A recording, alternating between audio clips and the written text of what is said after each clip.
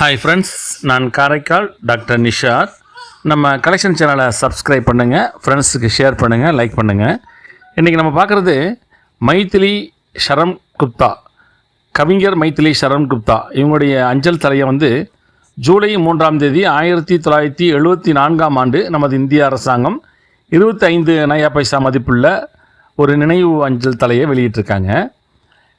மைதிலி ஷரன் குப்தா அவங்கள சொல்லணுண்டாக்கா, இவர் ஹிந்தி கவிஞர் மற்றும் இந்திய விடுதலை போராட்ட வீரர், நவீன இந்தி கவிதை உலகின் முக்கிய ஆளுமைகளுக்குள் ஒருவராக இருந்திருக்காங்க.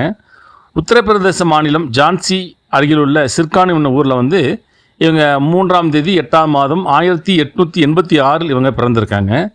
இவருடைய இலக்கியத்துறையில் ஆர்வம் கட்ட தொடங்கிய பிறகு 1903ஆம் ஆண்டு வைஸ்ரோவ் பராக் என்ற ஒரு சஞ்சிகை சான்ஸ் என்னும் படைப்பு வெளியிடப்பட்டது.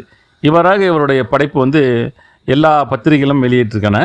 இந்திய விடுதலை போராட்டத்தில் வெள்ளையனே வெளியேறு இயக்கத்தில் இணைந்த இவர் 1940ஆம் ஆண்டு ஜான்சி சிறையில், 1941ஆம் ஆண்டு ஆக்ரா சிறை, 1952 முதல் 1964ஆம் வரை மாநிலங்களவை உறுப்பினராகவும் நியமிக்கப்பட்டிருக்காங்க.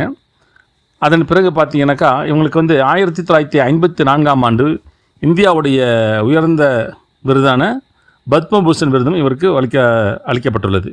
இவர் 78ஆம் வயதில் சிர்கானில் 1964ஆம் ஆண்டு இவர் இறந்துட்டாங்க. அதை தான் நம்ம பார்த்துக்கிட்டு இருக்கோம். சப்ஸ்கிரைப் பண்ணுங்கள், ஃப்ரெண்ட்ஸுக்கு ஷேர் பண்ணுங்கள், லைக் பண்ணுங்கள்.